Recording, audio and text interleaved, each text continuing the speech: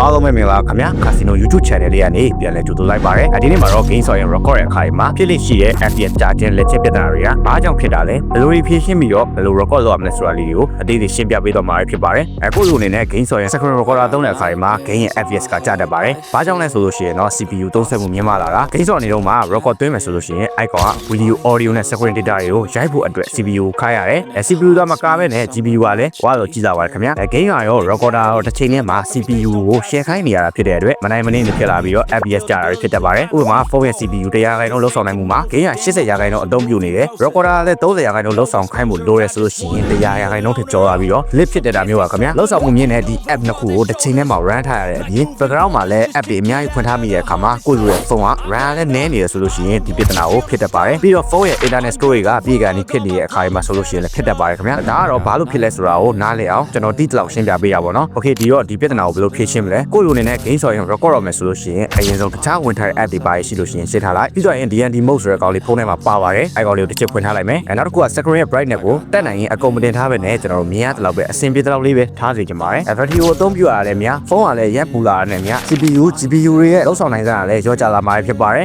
ဒီတော့ကိုယ့်လိုအနေနဲ့ဖုန်းကိုအပူလေးနဲ့ထိန်းထားပြီးတော့လိုအပ်ပါတယ်ကိုယ့်လိုအနေနဲ့ recorder ကိုအသုံးပြုတဲ့အခါမှာလည်းလိုအပ်တဲ့အချက်လေးတွေရှိပါတယ်ခင်ဗျာgame play တွေကို record လုပ်ဖို့အတွက်ဆိုလို့ရှိရင်ကိုဖုန်းမှာပါပြီးသားဖြစ်တဲ့ recorder ပဲအဆင်ပြေဆုံးဖြစ်ပါတယ် recorder ထဲမှာလည်း bit rate resolution setting တွေကိုလိုအပ်တယ်လို့ချိန်လို့ရပါတယ်ခင်ဗျာ recorder setting တွေကိုတွားလိုက် okay setting ချိန်ရမယ့်နေရာကိုရောက်ပြီဆိုလို့ရှိရင်ဒီအပေါ်ဆုံးက resolution မှာအလဲအလတ်လောက်ပဲထားတင်တယ်1080ကို920ပြီးလောက်တော့ဗောနော်920ပြီးလောက်ဆိုလို့ရှိရင်တကယ်ကဝါးတဲ့အထက်မှာတော့မပါဘူး video ပြည့်တဲ့ဖို့ဆိုလို့ရှိရင်လည်းအဆင်ပြေပါတယ်ပြီးတော့ရင်အဲ့အောက်က video quality မှာဆိုလို့ရှိရင်8 mbs လောက်ပဲထားတင်ပါတယ်အဲ့ကောင်လေးကိုရွေးပြီးထားလိုက်ဒါပြီးရင် sound source မှာလည်းရွေးပေးဖို့လိုတယ်ကိုလူကဒီ record ကိုဘယ်လိုပြန်ရတဲ့မှာလဲ gameplay အတန်တွေပါဖို့လိုရတယ်ဆိုလို့ရှိရင်တော့ system ကိုရွေးကိုယ့်ရဲ့အတန်နဲ့တွင်းဖို့လိုရဆိုလို့ရှိရင် mic ကိုရွေးကျွန်တော် mic ရော system ရောအတန်ပါခြင်းနဲ့ဆိုလို့ရှိရင်အောက်ဆုံးက voice ဆိုတဲ့ကောင်လေးကိုရွေးပေးပေါ့နော်တကယ်လိုအပ်မှာဒီကောင်လေးကိုရွေးတင်ပါတယ်အကယ်၍ကိုလူကပြီးမှတစ်ချင်းနဲ့ပြန်ရင်တင်မယ်အတန်တွင်းမှာဆိုလို့ရှိရင်တော့ဘာအတန်မှမပါတဲ့နန်းကိုရွေးပေးထားလိုက်တာအကောင်းဆုံးပဲကို record လုပ်မဲ့အချိန်လိုအပ်ရင်လိုအပ်တယ်လို့လေးထားပေါ့နော်ဒီယောက်က frame rate မှာဆိုလို့ရှိရင်လည်းအမြင့်ဆုံးဘယ်လောက်ပဲရရ60 fps လောက်ပဲထားမယ်ဆိုလို့ရှိရင်တော်တော်လေးအဆင်ပြေတဲ့အထက်မှာပါပါတယ်အဲဒါကတော့ recorder မှာလိုအပ်တဲ့ setting လေးတွေပဲဖြစ်ပါတယ်အကယ်၍ကိုလူကဒီအချက်တွေအတိုင်းလိုက်လုပ်တယ်ဒါပေမဲ့အဆင်မပြေသေးဘူးဆိုလို့ရှိရင်တော့ကျွန်တော်စမ်းကြည့်ဖြစ်တဲ့အထက်မှာတော်တော်လေးကိုအဆင်ပြေဆုံးဖြစ်တဲ့ Ace recorder လေးကိုစမ်းကြည့်စေချင်ပါတယ်ဒီ Ace recorder ထဲမှာဆိုလို့ရှိရင်သုံးလို့ရတဲ့ setting တွေ feature တွေကဖုန်းထဲမှာပါတဲ့ recorder ထက်ကိုစုံပါတယ်ခင်ဗျာအကယ်ကိုလူကဒီကောင်လေးနဲ့စမ်းကြည့်ချင်တယ်ဆိုလို့ရှိရင်တော့ setting လေးတွေပြောင်းပေးရပါအောင်မယ် audio setting တွေကိုတွားလိုက်ဒီမှာဆိုလို့ရှိရင်အစရှင်းပြခဲ့တယ်လို့ပဲ mic နဲ့လား system sound နဲ့လားကျွန်တော်နှစ်ခုလုံးနဲ့တွင်းကျင်လာတာပေါ့နော်လိုအပ်တယ်လို့လာပြီးရွေးလို့ရတယ်ဒါပေမဲ့ဒီကောင်လေးမှာကိုလူမြင်ရတဲ့အတိုင်းပဲဒီနှစ်ခုမှာဆိုလို့ရှိရင်အတန်ဘောလုံးဘလောက်နဲ့တွင်းကျင်လဲစူညံတန်တွေကိုဖျောက်ပြီးတော့အတန် quality ကောင်းကောင်းနဲ့တွင်းပေးတဲ့ feature လေးလည်းပါပါတယ်ဒီရောက်ဆုံးမှာဆိုလို့ရှိရင်အတန်ကို mono လား stereo နဲ့တွင်းမှာလားဆိုတာကိုရွေးလို့ရပါသေးတယ်ခင်ဗျာ micro system sound နဲ့ပါတွင်းမယ်ဆိုလို့ရှိရင်လည်းဘယ်ကောင်ဘောလုံးဘလောက်နဲ့ထားတွင်းကျင်လဲဆိုတာချိန်လို့ရမယ်မဟုတ်ရင်လည်းအောက်မှာ streamer မှုဆိုတဲ့ကောင်လေးကိုဖွင့်ထားလို့ရပါတယ်ဒါ